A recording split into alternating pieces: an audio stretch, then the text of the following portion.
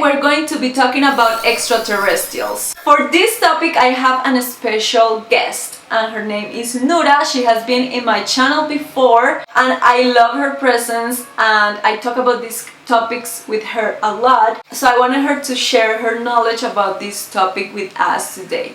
We're going to be talking about different extraterrestrial races, and we're going to be doing it through video call.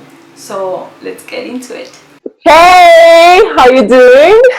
I'm good, how are you? I'm so excited. I love having this kind of conversations with you, and I'm excited that you can share with everyone everything about this topic about extraterrestrials.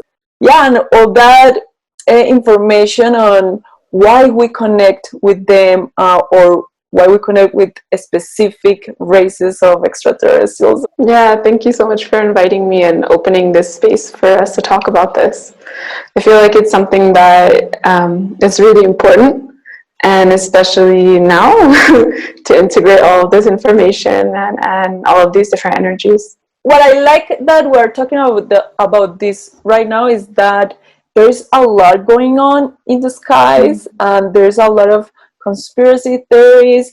I feel that we both connect with this topic more in like a chill way, more spiritual, more into connecting with ourselves. So let's go ahead and start with the extraterrestrials, with the first race that you want to share with us. Okay, so to begin with, we'll talk about the reptilians. There's a lot of conspiracy theories about the reptilians. There's a lot of fear around them, and it's almost seen as like a negative kind of race. And what I've experienced with reptilians is that they are extremely ancient, and they live and they exist in a higher dimension than us. So we live in the third dimension, and they exist in the fourth dimension. There are a lot of things about their society, a lot of taboos, for example, which they have evolved, which we have not. So there's a lot of things that exist in their culture that for us, we see them as taboos, but maybe for them it's completely normal. They live in a higher frequency. They're here on this earth as guardians of Earth, because Earth is a living, breathing being, which is important for our well-being, but also has a unique place in the universe. So they're here to protect her, to take care of her, to almost be like her guardians. And their energy is very, I don't want to use the word serious, but it's a very steady, present. There's no distractions in the energy. It's very present. Like I connect with them like that strict teacher that they're not trying to do bad to you, but you are like, okay, I have to do what they're saying. I like how you talked about how they're kind of like a teacher, because they really are here as our teachers. And it's interesting because on Earth there's a lot of problems with authority. In our human world, there's a lot of problems with authority, and they are in some way an authority for us. They're here to teach us. Something that I've learned is that humans are here on Earth to be guardians of the earth as well. But on the most hand, we aren't taking that role. We aren't really accepting it. We aren't taking care of the earth. And so they're here to kind of put us in line, because actually they don't want to be here anymore, but they can't leave until we step into our role. So there's a lot of projections on them. There's a lot of fear about them. I believe once we accept them and we accept what they're trying to teach us, then our entire society will change, our entire life will change, because we will step into our roles as guardians of the earth. And from there's so many new possibilities available for us, and we can begin to discover a lot more gifts about ourselves. Like I started connecting more with them when I was paying more attention to what I was doing, how I was treating nature, and when I started really connecting with nature, because I always feel myself like flying in the universe and connecting with extraterrestrials and doing astral traveling. And when I started being like more into my human body and connecting more with nature, that's when I start feeling them more around me. Yeah, if you want to connect with reptilians be in nature and protect planet Earth so they can guide you on how to do it, recycle and do things like that. There has to be like this willingness, this openness, no, to take care of nature, and nature extends in a lot of ways. It can be like physical plants, also animals, also other humans. There's a lot of care involved in it, and it can be surprising for people who've read a lot of conspiracy theories, and having like watched. There's a lot of movies about reptilians and things like that. It can be surprising to really connect and understand that they're here to take care of the earth, and they're here to teach us how to take care of the earth. There's a lot of potential to be learned from them, and some people will have a lot easier time connecting with them, and other people not. Other people who have more influence or connection with other races might be inclined to receive information in other ways. And they're scary. No, they're not scary. Although it could be scary to see a reptilian, like they're supposed to be like very big and have like, they look like a reptile and stuff. Yeah. So it can be scary. Yes, but they also can come up to you in a different shape, because I saw them like I couldn't see their skin or their face when the first time that I had contact with them. So maybe you're already connecting with a reptilian that you don't even know. Yeah, actually that's really important. What you just said is like, they don't actually want to scare us. They don't want to terrify us. They don't want us to be afraid. It actually really hurts them that we're afraid of them, because they want to connect with us. They want to, not hurts them in the same way that it hurts us, because the feelings are different. They want to be received by us, and they will present themselves in any way that is possible for you to receive them. Some people do have the capacity to meet with like a 7-foot high lizard dragon thing. Other people, they don't. A lot of people, they actually won't be able to see it. It's too much for them. So the reptilians will come only energetically. Like most other extraterrestrials, a lot of times they don't show themselves in the 3D form. It requires from us like a kind of subtleness, so that we can really tune into that, because they're constantly trying to teach us, constantly trying to communicate with us. The next one. So the next will be the Greys, which are another really common and frequent race. I think from all of them, it might be like the most seen. There's a lot of that's the most popular here on Earth, because you can see their shape is always like in the logos, in the when you type UFOs, those are the first ones to come out. Like all the cartoonish things is like in the shape of the gray ones. Yeah, so they have a stereotypical form of what an alien looks like, kind of grayish skin, big eyes, small or no mouth, small or no nose. So Greys are actually, they are humans in the future. What a lot of us are becoming more aware of is that time is not like a past, present, future, lineal type of structure. It's all happening at once. Greys exist in the future, but they are us. They're like our descendants, I guess. And they've already experienced how the Earth has been destroyed through nuclear war, through our like neglect. And they had to leave Earth, and they had to discover a new way of seeing. They're completely telepathic.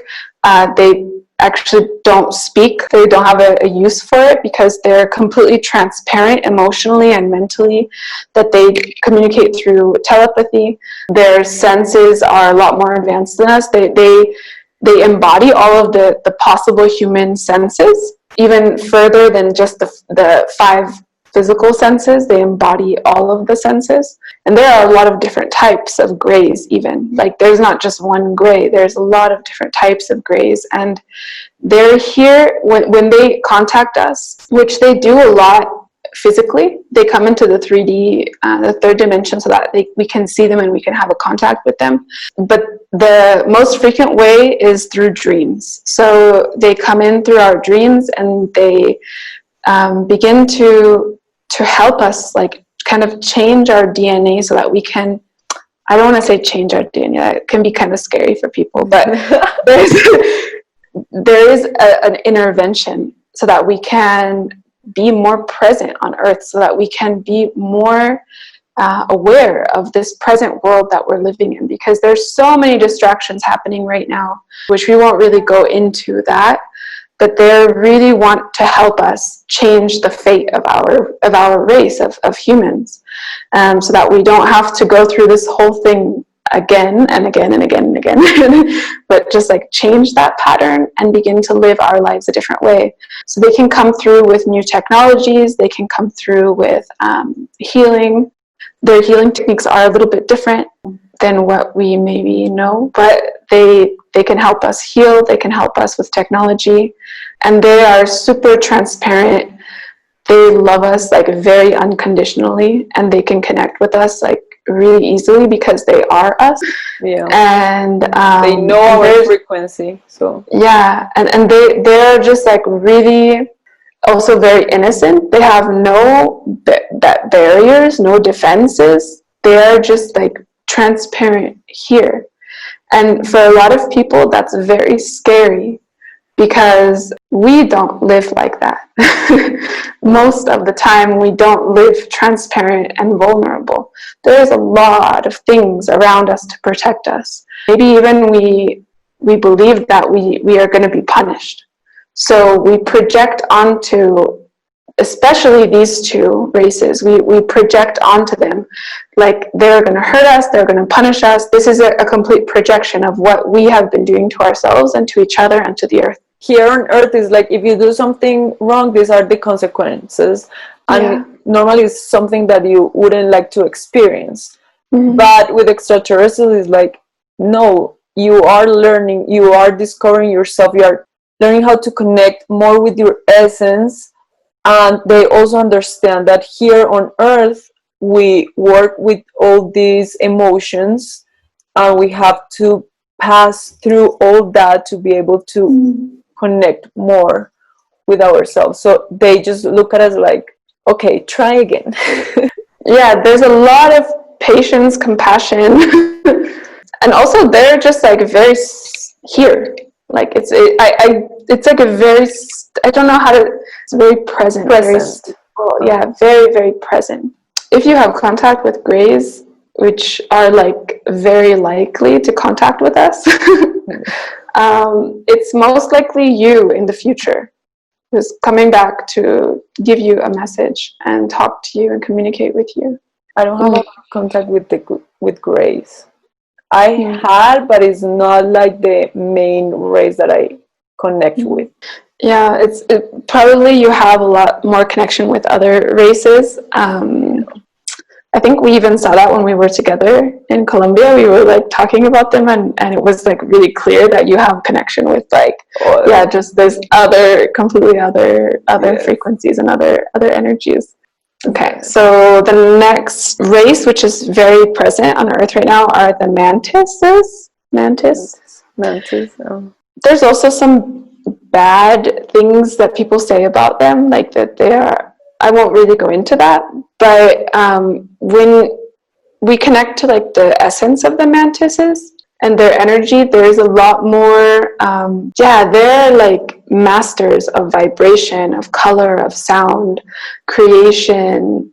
Their energy is very light.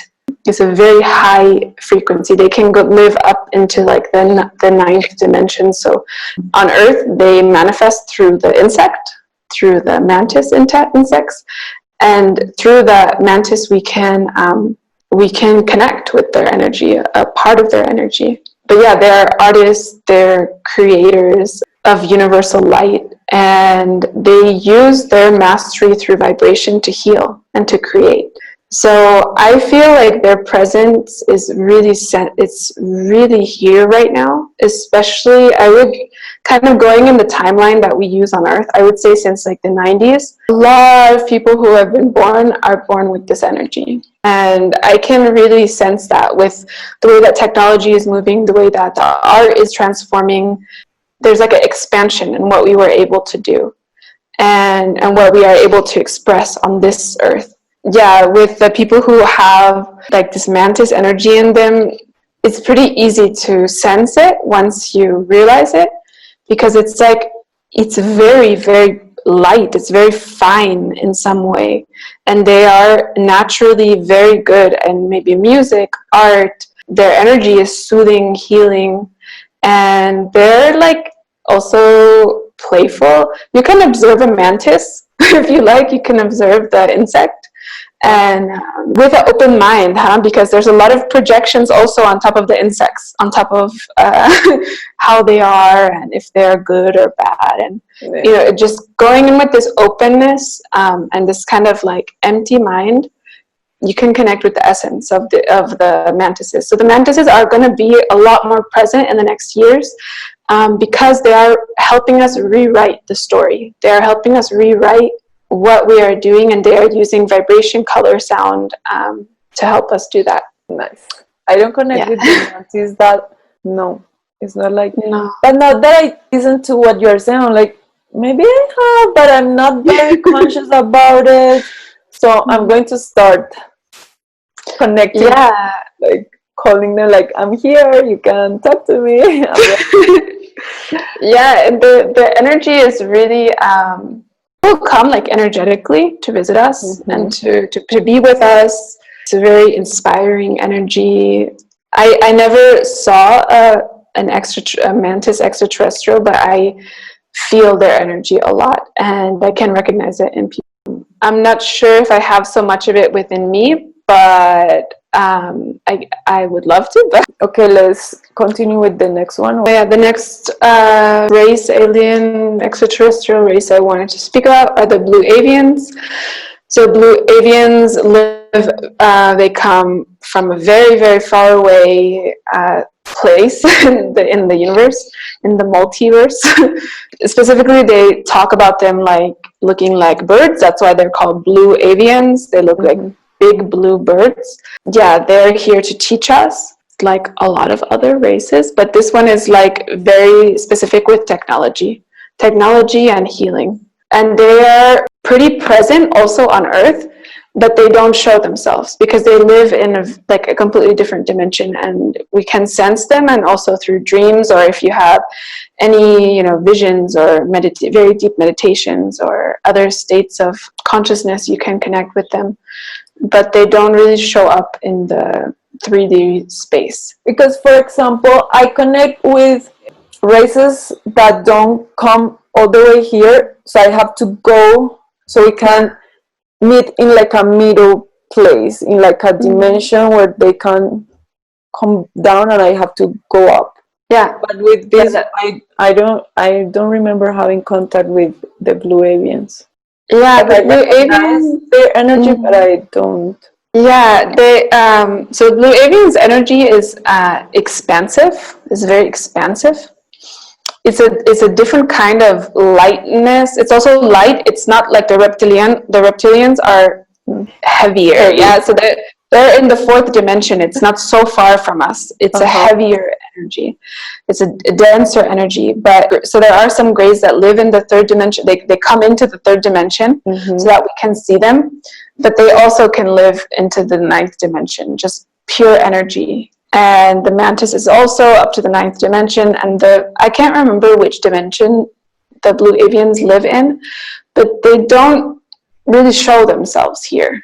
Like their work and the work that they do, it's a very energetic work. I have contact with them sometimes. I have to look into my writings to see what I channeled from them before.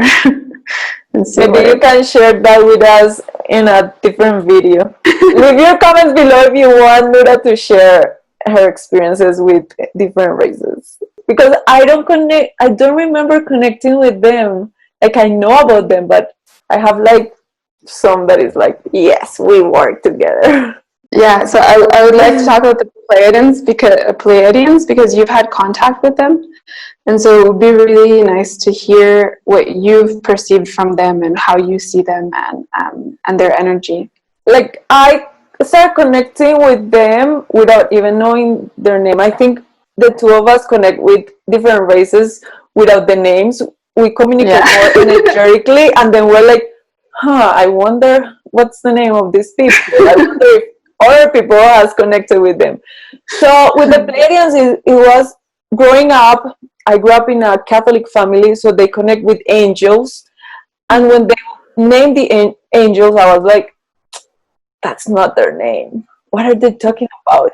So then I realized, like, for me, when someone is like, oh, I feel my angel here, I'm like, no, that's a Pleiadian. And a lot of people call angels to a lot of things. It's like a group, and I divided in like different little groups, like the Pleiadians, then the spiritual guides that are with us since we were born and like before, and then there are other races that people also calls angels. So for me, like the contact with Pleiadians is a lot of what people calls the angels, and it's an energy. It's so loving and it's so calm, and it's like, I don't know, like hugging your mom. Is like so tender, like, yes, everything is going to be okay, don't worry, you can try it again.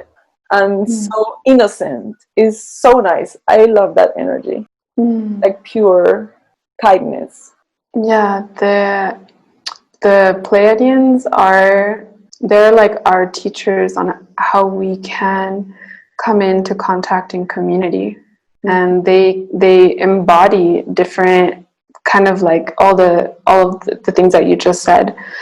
They embody this and can teach us all of this. There are some people on Earth who've had a lot of contact with Pleiadians, and they have a role on Earth to create community, to open space for community.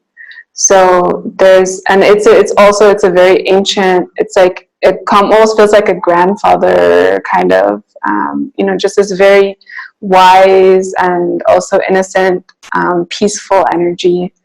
And they're healers. Yeah, a lot of healers have contact with Pleiadians. It's a lot easier for us to contact them because they're humanoids, kind of like us. So there's a lot more openness. They're very beautiful. Their energy almost feels like very regal, very like, I don't know, like it's a very majestic presence. Yeah, so they've been working on Earth for a while. Yeah, now there's a lot of people who have contact with them now, because we need this. We need community. We need to learn how to be together and how to stay together also. We've been living in isolation for a long time. Yeah, so now we learn how to be together.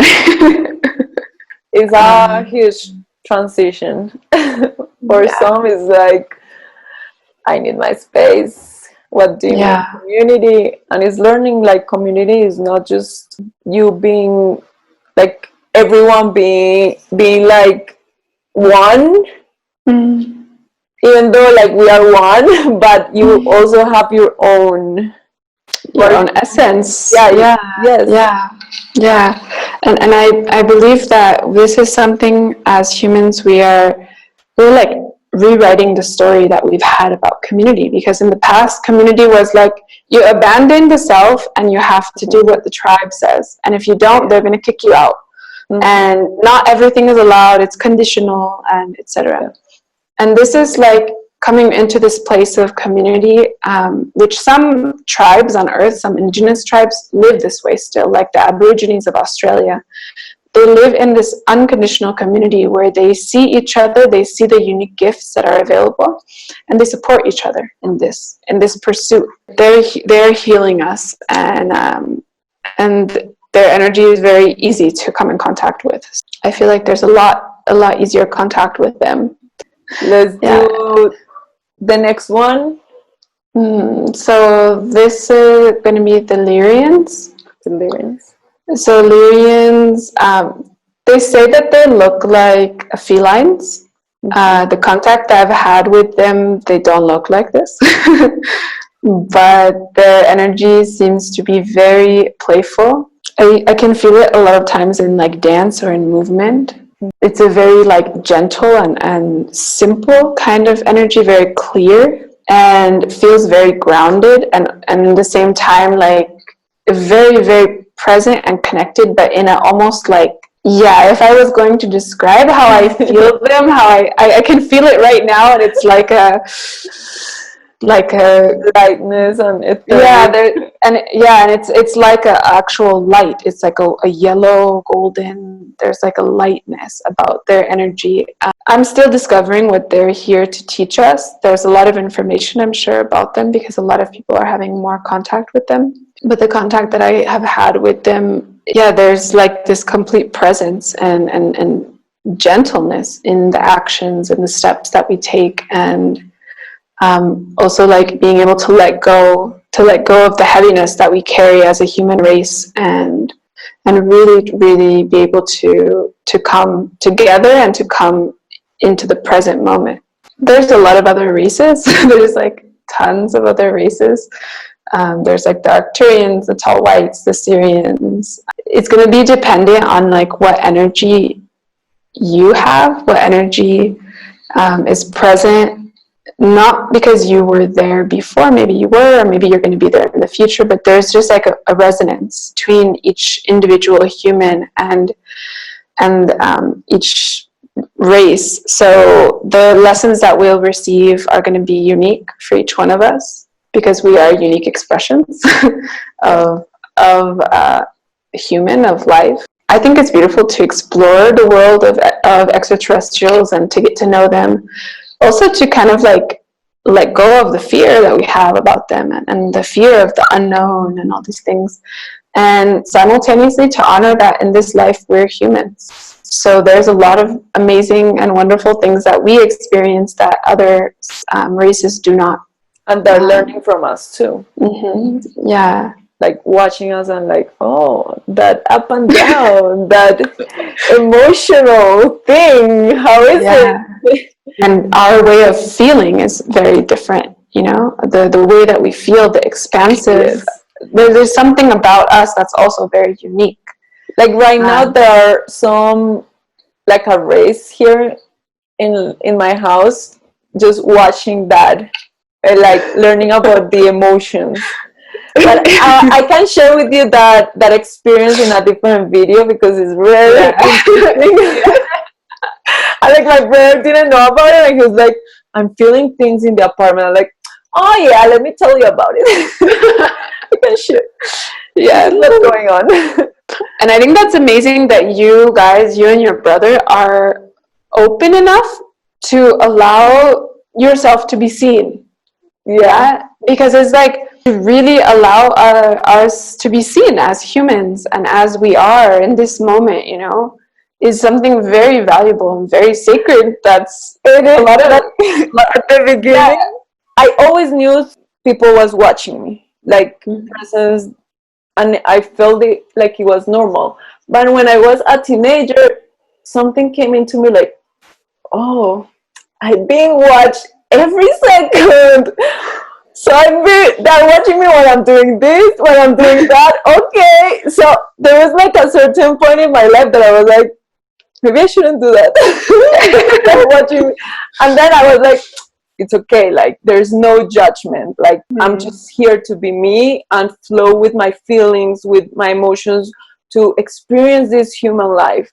And if I'm more me, if I experience more and let all this flow, they are also going to be able to guide me easier and learn more from what they're watching, seeing, and whatever they're doing. It's very interesting. If you think about it can get very creepy, but it's okay. I guess it just comes into like more in the reality. We're seriously, like there's a lot of ideas like, okay, I have to be good because God is watching me, and it's like, okay, that's one way to look at it. And you know, there's this presence with us a lot more frequently than we like to believe, maybe even calling us into like a greater, like just to be more authentic. Yes. Like that what we do and what we are, the life we are living is actually what we really want. Because it's like sometimes there's a lot of contradictions, and so they kind of invite us into being more coherent. I don't know if that's the right word, but just more honest, I guess. Well, yeah, more. It's really important. Like, if you guys are interested, we can go into, how we can come into contact with extraterrestrials and like, how we can begin to become aware of them. A lot of times they visit us energetically, but, to have like an actual visual contact with them, what does it take, or what is Yes, Yeah. please leave the comments below if this is something that you want us to share. This is so exciting. I think we should leave it here, and we can make another video with you sharing your experiences. So you guys leave all your questions below, all your comments. If you have information that you can add to what we're talking here, please do, so we can all like complete all and activate the information within us. This is so nice. I love sharing these topics with you, and I don't know, I feel so comfortable and like more connected when I'm sharing all this stuff with you. It's like a portal, it opens up, and I get more aligned through having conversations with you. Is that I realize some of my past contact, like I could understand who I was connecting with. And we weren't talking about a specific thing. We weren't even doing like a therapy, nothing. It's just when I talk to Nura, when we are just sitting next to each other, it's like we just felt something. And it's so nice. We communicate through energy, and I love it. Yeah, I really love it. I'm really grateful that you invited me into this space, and that just opening up this possibility that we can connect specifically with these topics, because I feel like usually when we connect, there's there's a lot of possibilities between us. There's the field between us like really becomes alive, and it's really exciting. So I'm really happy that we're able to get in here. And I have other videos with Nura like we made before. If you, I'm going to leave the links in the description below, and also I'm going to leave her information in the description so you can contact her and see what else she has to share. And you can tell us right now what you do so they know. I offer one-on-one sessions. They're generally healing or activation sessions. I work with emotional alchemy just to like clear out any stuck emotions that are inside of our emotional body or physical body, which eventually will allow us to have better contact with extraterrestrials and also other humans. So it's like I feel like it's really important work. Another work that I do is to work with the subconscious mind. So to become aware of what the thoughts are that are in the mind, and kind of like creating a life that maybe we don't want to live. Yeah. So going through the mind and becoming aware of that. And something that I've recently started offering that's really exciting for me is a future self-activation. It consists of connecting with the person, and we begin to explore what energies, extraterrestrial energies are present in them, what gifts they have, and what, like, a little bit more about what their potential is here on this planet in this lifetime. So that, and also I'm working on doing more group work so that we can begin to explore. It's still in the process. If you guys follow me, you'll see it when it comes out. So follow her. I'm going to leave all her contact information in the description below. Okay, so I send you love and a lot of light. Bye. Bye.